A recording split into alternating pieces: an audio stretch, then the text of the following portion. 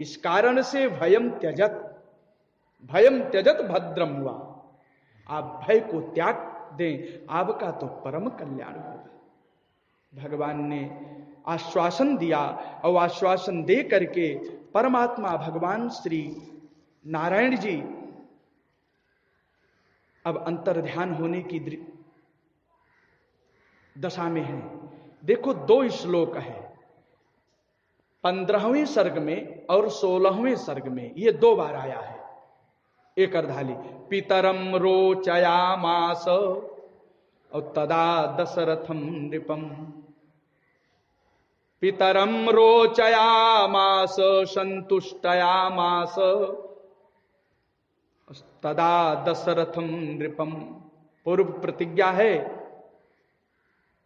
भगवान अपनी प्रतिज्ञा को, इनके पूर्व वरदान को चक्रवर्ती सम्राट की उस तपस्या का पुनः पुनः संस्मरण करते हुए कह रहे हैं कि मैं पिता को संतुष्ट करने के लिए चक्रवर्ती को अपना पिता बनाते हुए मैं उनका पुत्र बनूंगा। यही शब्द कहा, पितरम रोचयामास तदा दशरथम नृप। जहां यह बात कही अंतर्धानम, तब भगवान अंतर्ध्यान हो गए। तम सकृत्वा निश्चयम विष्णु और रामंत्र च पितामहम अंतर्धानं गतो देवैहि अपूज्यमानो महर्षिभिः। भगवान तुरंत अंतर्ध्यान हो गए, और जो ही अंतर्ध्यान हो गए तो ठीक इसके नीचे का श्लोक आप देखें। जब भगवान अंतर्ध्यान हो रहे हैं तो अंतर्ध्यान होने के बाद कहां गए? आप विचार करें कि भगवान अंतर्ध्यान हुए कहां गए? तो भगवान जब अंतर्ध्यान हुए, अंतर्ध्यान होने के तत्काल बाद ही पायस लेकर के अग्निदेव प्रकट हो रहे हैं। तुरंत अग्निदेव प्रकट हो रहे हैं। इतम तु नृपसारदूलम अपायसम देव निर्मितम अप्रजाकरम गृहाणत्तम धन्यमारोग्यवर्धनम। जब भगवान अंतर्ध्यान हो गए तो भगवान वैकुंठ नहीं गए, भगवान साकेत नहीं गए, भगवान कहीं परलोक नहीं गए। परमात्मा भगवान श्री नारायण राम रूप में, भरत रूप में, शत्रुघ्न लक्ष्मण के रूप में उसी पायस में समाविष्ट हो गए, उसी पायस में समाविष्ट हो गए। और जब भगवान पायस में समाविष्ट हुए, अग्निदेवता उस पायस को लेकर के महाराज को प्रदान किया। महाराज आप इस पायस को विभक्त करें, समस्त रानियों को आप प्रदान करें। और महाराज उसको जब ग्रहण किया, ततस्तुताः परप्राश्य अतमोत्तम स्त्रियो महीपतेरोत्तम पायसं पृथक् उपासनादित्य समान तेजसो चिरेण गर्भान् प्रतिपेदिरे तथा। बहुत आनंद आया, और इतना आनंद आया कि महाराज ने उस पायस का विभाजन कर रहे हैं। कौशल्यायै नरपति पायसार्धं ददौ तदा अर्धादर्धं ददौ चापि सुमित्रायै नराधिपः कैकेय्यै चावशिष्टार्धं ददा पुत्रार्थकारणात् अप्रददौ चावशिष्टार्थं पायसस्यामृतोपमम्। महाराज देखो, पायस वितरण बहुत मनोवैज्ञानिक है। अब तो स्वयं विज्ञ है। दास निवेदन कर रहा है, देखिए 1 रुपया है, 1 रुपये का आधा 50 पैसा हुआ, तो 50 पैसा जो पायस है महारानी कौशल्या को दे दिया। कौशल्यायै नरपति पायसारधम पायस्य अर्धम ददौ तदा। आधा भाग वहां दे दिया। कैकेयी चावशिष्टार्धम पुत्रार्थ ददौ पुत्रार्थ कारणात। तो जो आधा अवशिष्ट बचा है उस आधे का आधा किया। अर्धादर्धम आधे का आधा भाग किया। आधे का आधा भाग करके महाराज दशरथ ने 25 पैसा भाग जो है महारानी कैकेयी को प्रदान कर दिया। 75 पैसा निकल गया, बचा 25 पैसा। 25 पैसे का पुनः 2 भाग किया। प्रददौ चावशिष्टार्धम पायसस्य मृतोपमम। और सुमित्रायै उस 12.5 पैसा का जो भाग था, एक भाग कौशल्या के हाथ में दिया, दूसरा भाग कैकेयी के हाथ में दिया। दशरथ की प्रेरणा से, इच्छा से कौशल्या और कैकेयी ने उस 12.5 पैसे भाग को महारानी सुमित्रा को प्रदान कर दिया। इसीलिए सुमित्रा के 2 पुत्र हुए। दोनों पुत्रों में शत्रुघ्न और लक्ष्मण में, लक्ष्मण जो कौशल्या के द्वारा दिया गया भाग था वो राम के अनुगामी बने, और जो कैकेयी के द्वारा दिया गया पायस का भाग था 12.5 पैसा, श्री शत्रुघ्न जी महाराज आए, वो श्री भरत के अनुगामी बने। यही है ना। इसलिए गोस्वामी जी ने भी बहुत भावपूर्ण में लिखा है कि कौ महाराज अर्ध भाग कौशल्य ही देना उभय भागया धे कर कीन्हा। कैकेयी कहाँ नृप सोदयऊ रहवस उभय भाग पुनि भयऊ। कौशल्या कैकेयी हाथ धरि दीन सुमित्र ही मन प्रसन्न करी। यह पायस का वितरण महाराज चक्रवर्ती सम्राट ने किया, और चक्रवर्ती सम्राट के द्वारा जब पायस का वितरण हुआ, जिस क्षण पायस प्राप्त किया है उसी क्षण समस्त देवियां गर्भ अवस्था को प्राप्त हो गई। जा दिन ते हरि और गर्भ ही आए सकल लोक और सुख संपत्ति छाए। सारा चक्रवर्ती सम्राट का वो वैभव, वो समुदाय, वो राज्य हर प्रकार से संपन्न हो गया। इसलिए पुत्रत्वं तु गते विष्णु राज्ञस्तस्य महात्मनः उवाच देवताः सर्वाः और स्वयं भूर्भगवानिदम्। ज्यों ही पायस का वितरण हुआ, देवियां संतुष्ट हुई, हृष्ट पुष्ट हुई। भगवान ब्रह्मा ने कहा, देवताओं, परमात्मा ने हमारे आपके कल्याणार्थ लोकानाम हित काम्यया समभिष्टूय सन्नत हो करके दशरथ महाराज के पुत्र बनने की इच्छा कर लिया। पुत्र बन गए, गर्भस्थ हो गए। हमको आप सबको भी अब अवतार ग्रहण करना चाहिए। हे देवताओं, हे महाराज इंद्र, मैं सबसे पहले अपने आप को जाम्बवंत महाराज के रूप में प्रकट कर चुका हूं। मैं जाम्बवंत के रूप में प्रकट हो चुका हूं। भाव उपदेश ब्रह्मा जी कर रहे हैं, तो उपदेशक कैसा होना चाहिए? पहले वो उसका पालन करे तब उपदेश करे, है कि नहीं है? तो ब्रह्मा जी पालन करते हुए तब उपदेश कर रहे हैं।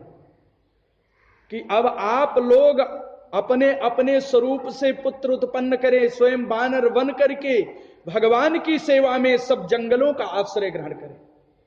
ब्रह्मा जी ने आदेश दिया, असृजध्वम हरि रूपेण अपुत्रांस तुल्य पराक्रमान सर्वे देवाः सृजध्वम। कीदृशम? कहा सृजध्वम, कहा पुत्रान, नाना प्रकार के पुत्रों को जन्म दो, लेकिन हरि रूपेण, बंदर के रूप में, बानर के रूप में पुत्रों को उत्पन्न करो। सभी देवता ने विलंब नहीं किया। ज्यों ही ब्रह्मा का आदेश मिला, महाराज तुरंत सभी देवता जो है अपने अपने स्वरूप से पुत्रों को उत्पन्न करना शुरू कर दिया। देवराज इंद्र ने प्रसन्न होकर के महाराज बाली को उत्पन्न किया पुत्र के रूप में। सूर्य भगवान ने सुग्रीव जी महाराज को उत्पन्न किया और देवगुरु बृहस्पति ने महाराज तार को उत्पन्न किया।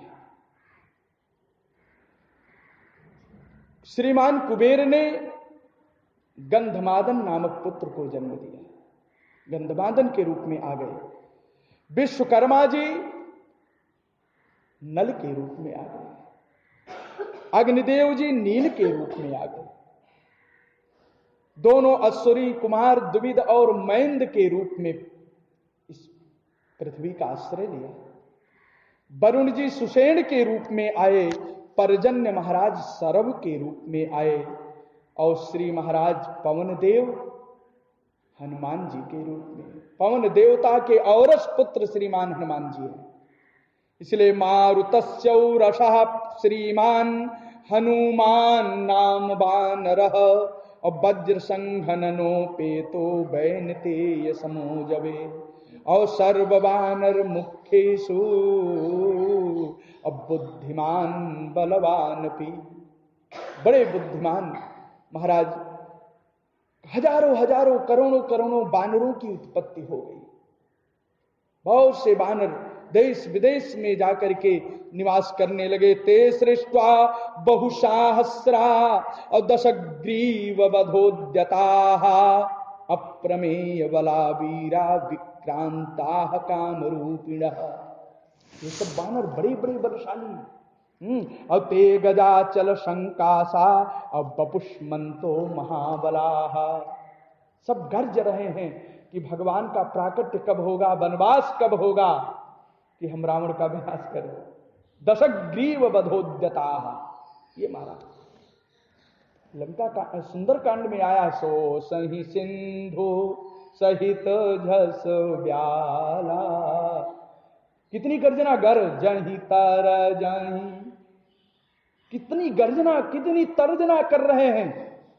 ये सर्वे सर्वे वानर समुदाय दशग्रीव वधोद्यता, दशग्रीव वध के लिए उद्यत हैं। इसलिए लिख रहे हैं महाराज, अप्रमेय बला वीरा विक्रांता कामरूपिणः। अप्रमेय बल से बलवान है, पराक्रमशाली हैं और कामरूपिणः बड़े सुंदर हैं, डील डौल में बहुत सुंदर हैं। विक्रांताः विशेषक्रांताः, विशेष आक्रमण करने वाले हैं, प्रहार करने वाले हैं। एतावता विक्रांताः और तेज गजाचल संकासाः, रणभूमि में गजाचल के समान हैं, मदमस्त हाथी की तरह दृढ़ रहने वाले हैं। अब बपुष्मंतो महाबलाः, ये तो बपुष्मंतः हैं, महाबली हैं। ये सब के सब महाराज वध करने वाले हैं, लंका पर आक्रमण करने वाले हैं। ऐसे महाराज बानरों का वो समुदाय उत्पन्न हुआ। बभूव भूर्भीम शरीर रूपैः और समावृता रास सहाय हेतो। श्री भगवान राम की सहायता के लिए प्रकट हुए भयंकर शरीर धारण करने वाले, विक्रांत शरीर वाले महाबली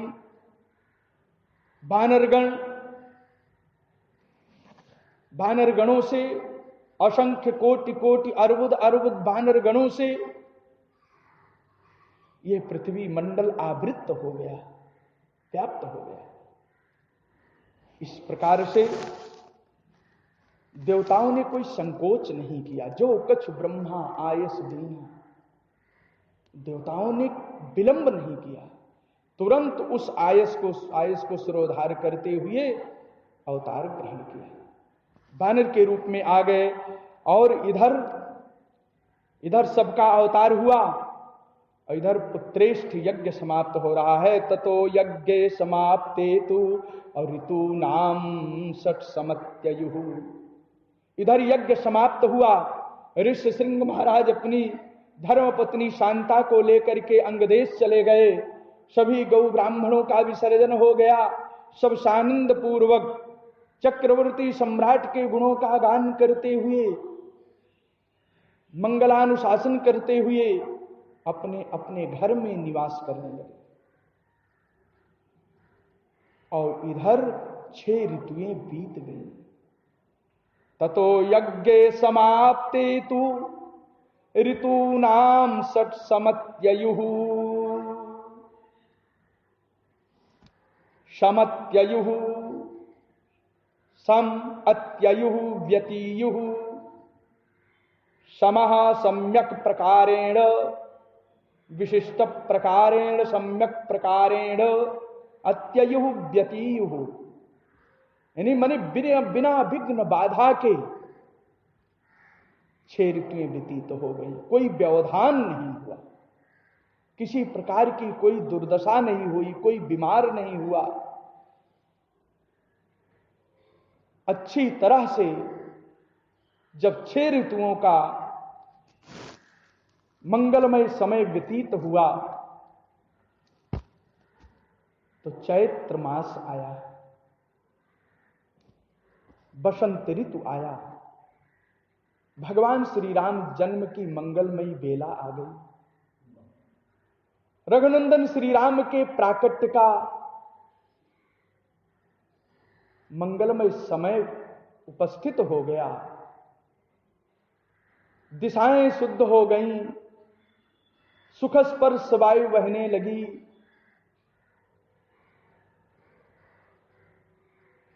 मेष राशि के उच्च सूर्य विराजमान हो गए।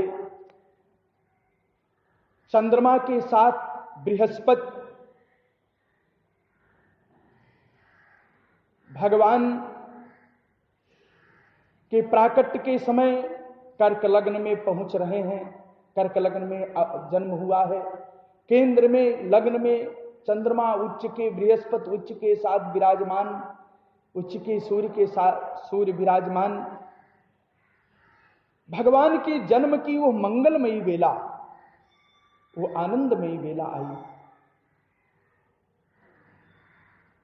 हमारे आचार्य एक कथा कहा करते थे पढ़ाते समय कि भैया एक दिन रामावतार के पूर्व एक देवी बड़ी उदास होकर के भगवान के पास पहुंची। सजी धजी थी लेकिन बड़ी उदास थी। एक कोने में आकर के छिपी हुई थी। भगवान नारायण ने उस देवी को देख लिया। देवी तुम कौन हो, कहां से आई हो? देवी ने कहा प्रभु मैं मृत्युलोक से आई हूं। मृत्युलोक से? अच्छा बताओ तुम्हारा क्या काम है? तुम बड़ी उदास लग रही हो, बड़ी खिन्न चित्त लग रही हो, तुम्हें क्या चाहिए?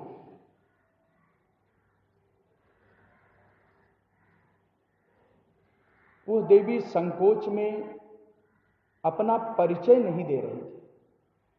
तब तक भगवान नारायण ने कहा देवी बताओ, संकोच मत करो, यह ठाकुर का दरबार है।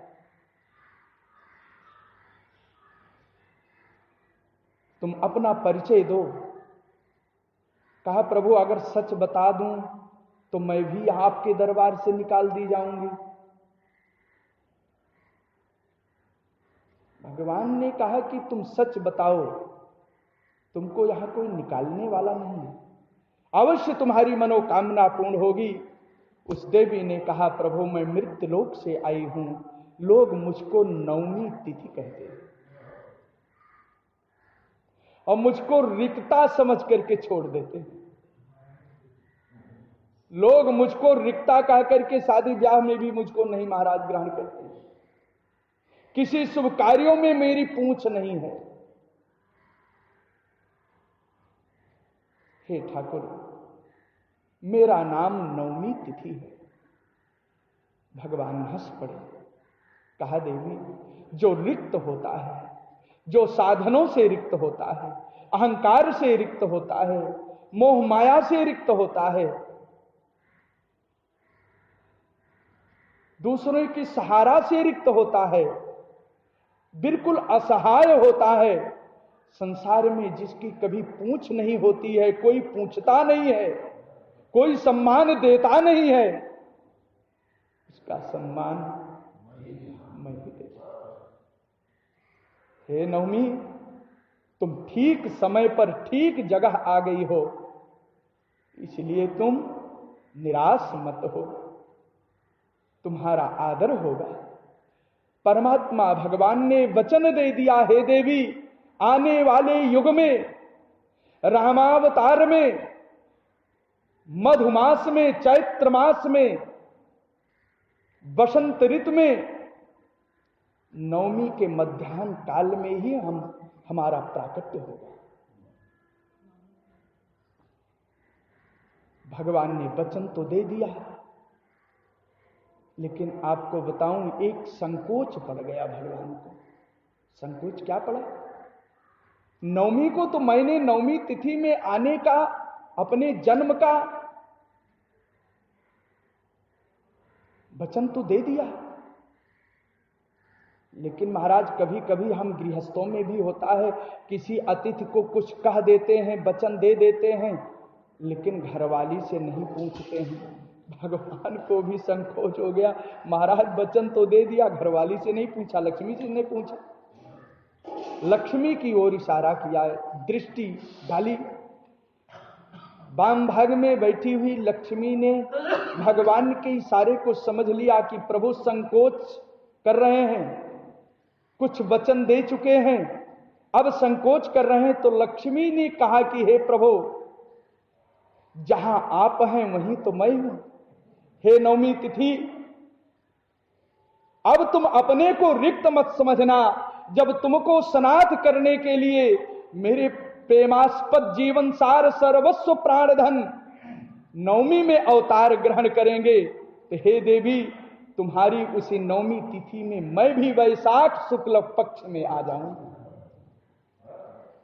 राम चैत्र शुक्ल पक्ष में आ रहे हैं और भगवती सीता जी वैशाख शुक्ल पक्ष जानकी नवमी, युगल सरकार ने नवमी तिथि को स्नात कर दिया, निहाल हो गई और ठाकुर के चरणों को ग्रहण कर लिया। आज वो नवमी तिथि आ रही है। जब वो नवमी तिथि आई तो उस नवमी तिथि जो पहले से स्नात है, दिव्य सज धज करके नूतन परिणीता के रूप में, वधू के रूप में भगवान की सेवा में राजमहल के एक कक्ष में विराजमान है। तो मेरे ठाकुर आ रहे हैं मेरी तिथि में। चैत्र शुक्ल पक्ष नवमी तिथि का पदार्पण, ऐसी नवमी तिथि के मध्यकाल में, अभिजित मुहूर्त में, और वो भी पुनर्वसु नक्षत्र। पुनर्वसु तो भगवान का नाम है, विष्णु सहस्त्र नाम में पुनर्वसु आया है। पुनर्वसु भगवान का नाम है और पुनः पुनः बसति वासयति यासा पुनर्वसु, जो बार बार उजड़े को बसाता है, जो बेसहारे को सहारा देता है, उसका नाम पुनर्वसु। भगवान की कितनी करुणा है, भगवान की कितनी दिव्य उदार हृदय है कि ठाकुर ने नवमी को सनाथ किया, पुनर्वस को सनाथ किया। ऐसी पावनी बेला में परमात्मा भगवान रघुनंदन श्री रामचंद्र जी का पदार्पण हो रहा है। भक्तों, मनीषियों ने, विद्वानों ने अनेकों भांत से गाया है इसको। विषय करण सुरजीव समेता, जीवात्मा तो विषयी होता है, लेकिन धन्य हो भगवान की इतनी बड़ी कृपा, हम जैसे विषयी जीवात्मा का कल्याण करने के लिए भगवान की मंगलमयी कथा है। चाहे जिस महीने में सुने, भगवान का अवतार चैत्र नवमी में हुआ, शुक्ल नवमी में, आज ये कथा पौष शुक्ल पक्ष में हो रही है। आनंद तो चैत्र नवमी जैसा प्राप्त हो रहा है। कितनी दिव्य कृपा।